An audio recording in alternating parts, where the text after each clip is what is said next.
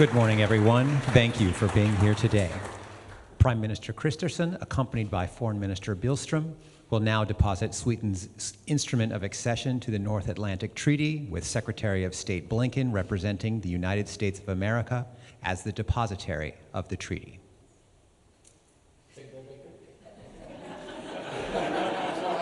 Be patient. Just allow me to present the Swedish document of accession to NATO. Thank you so much for receiving it. This was allowed me to focus on it. Thank you so much. Welcome.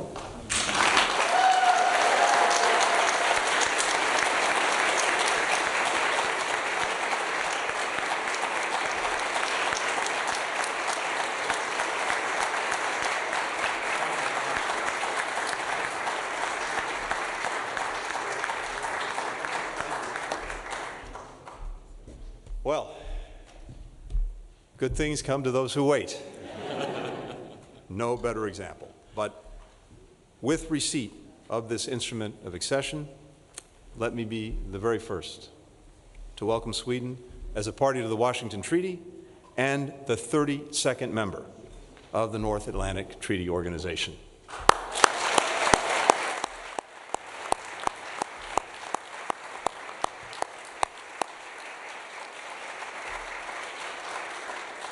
Prime Minister, to you, to my friend the Foreign Minister, a personal note of thanks for your extraordinary leadership, your extraordinary vision, and your resilience. This has been a little bit of a road, but I think we've known from day one that we would be here today, and now we are. This is a historic moment for Sweden. It's historic for our alliance. It's historic for the transatlantic relationship. Our NATO alliance, our defensive alliance, is now stronger and larger than it's ever been. But I think if you step back and think of where we were 3 years ago, none of this was foreordained, and in fact, none of this was foreseeable. Sweden had a 200-year-old policy of non-alignment. And before Putin's re-invasion of Ukraine in February of 2022, if you looked at the polling, less than 1/3 of Swedes supported joining NATO. This was part and parcel of Sweden's history. And then everything changed. After the invasion, 3/4 of the Swedish people made clear their desire to join. Swedes realized something very profound, that if Putin was willing to try to erase one neighbor from the map, then he might well not stop there. And if he was allowed to proceed with impunity, not only would his aggression potentially continue, but would-be aggressors everywhere would get the message that it was open season. And so the Swedish people stood up not only for their own country, but stood up to the common responsibility that we share to try to make sure that the very foundations of the international system that we all rely on to have peace, to have security, to have opportunity, when they were challenged, we were there to defend them. Sweden was there to defend them. And I think what this tells us even more profoundly is the reaffirmation of Sweden's democratic character. Change driven by its people, by its citizens. There's also no clearer example than today of the strategic debacle that Putin's invasion of Ukraine has become for Russia. We see a Russia that is now weaker militarily, economically, diplomatically. Its standing in Ukraine has changed dramatically, whereas before 2014, the first invasion, people were open to positive relations with Russia. Now virtually the entire society, and not just today, probably for generations, is turned against Russia because of its aggression. And fundamentally, our alliance is now, as I said, both larger and stronger than it's ever been. And we see again and again and again that everything Putin sought to prevent, he's actually precipitated by his actions, by his aggression. And there's no clearer example of that than Sweden becoming a member of this alliance. But even once that decision was made, none of this was easy, none of this was obvious. It's taken 2 years, nearly 2 years, of tireless diplomacy, together with the extraordinary Secretary General of NATO, Jens Stoltenberg, to achieve ratification by every NATO member. And again, the determination of Sweden's leadership, the extraordinary diplomacy that it's exerted, making sure that every question was answered, every challenge was met, every obstacle was overcome. That's what brought us to today.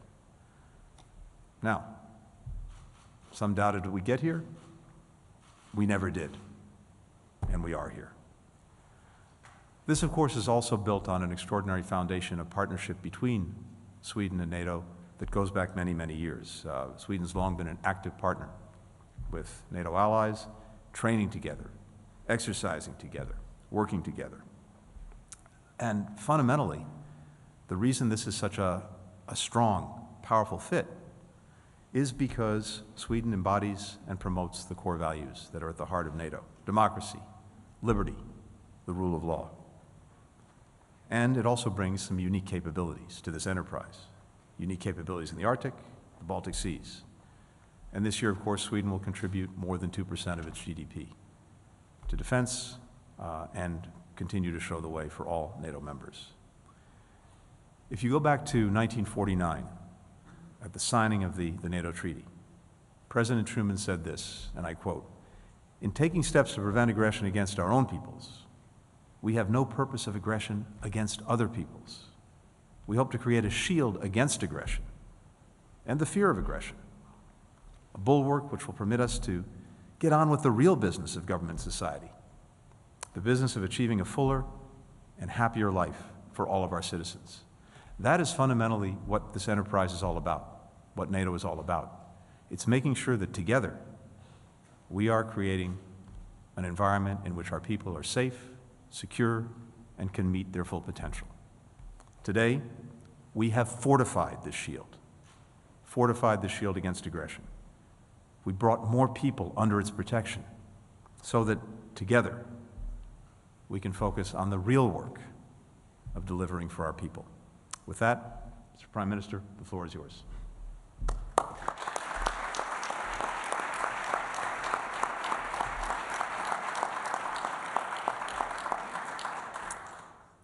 Thank you so much, Mr. Secretary Antony. Thank you so much. Today is a truly historic day. Sweden is now a member of NATO. We are deeply grateful for the overwhelming bipartisan congressional support for Sweden's accession and for the strong leadership from the US administration leading the way on ratification and security assurances. I would personally like to thank both President Biden and you, Secretary Blinken, for your invaluable efforts and personal commitments during the accession process. I would also like to thank all NATO allies who have supported our accession and welcoming Sweden as a 32nd member of the alliance. We are humble, but we are also proud. We will live up to high expectations from all NATO allies. United we stand. Unity and solidarity will be Sweden's guiding light as a NATO member. We will share burdens, responsibilities, and risks with other allies. Today is, as Secretary Blinken said, it's a victory for freedom today. Sweden has made a free, democratic, sovereign, and united choice to join NATO. There is an overwhelming support in our parliament and among our people. That is a strength, both for Sweden and for the alliance. And as a strong democracy, Sweden will stand for the values in the Washington Treaty, signed just a few blocks from here 75 years ago. Freedom, democracy, individual liberty, and the rule of law. Sweden is, as was mentioned, now leaving 200 years of neutrality and military non-alignment behind. It is a major step, but at the same time, a very natural step. Membership means that we are coming home to the Alliance for Peace and coming home to the Alliance for Freedom, to which many democracies already belong. Also home to our neighbors' security cooperation, home to the circle of countries where we, for generations, have belonged. We will defend freedom together with the countries closest to us, both in terms of geography, culture, and values. The security situation in our region has not been this serious since the Second World War.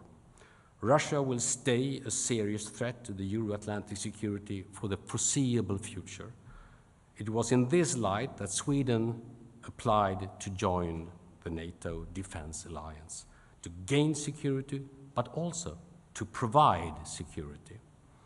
We have unique capabilities to contribute on land, in the air, at sea. Our support to Ukraine is a fundamental part of that. Ukraine is fighting bravely for its freedom, but they are also defending European freedom. At the same time, we are strengthening our defense and doubling the defense budget right now. From this year onwards, Sweden meets the NATO standard of 2% of GDP to defense spendings.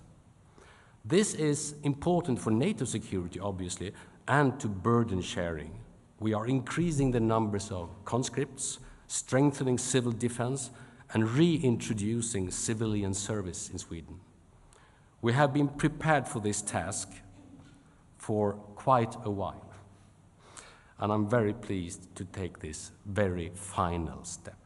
Sweden is joining NATO is not the end of something. It's a beginning of something new.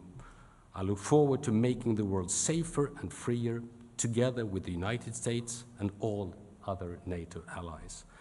And allow me, finally, a very short summary in Swedish.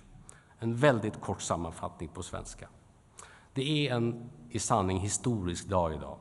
Sverige är från och med nu medlem i NATO. Jag vill personligen tacka både president Joe Biden och utrikesminister Blinken för ovärderliga insatser och deras personliga engagemang under hela den här anslutningsprocessen.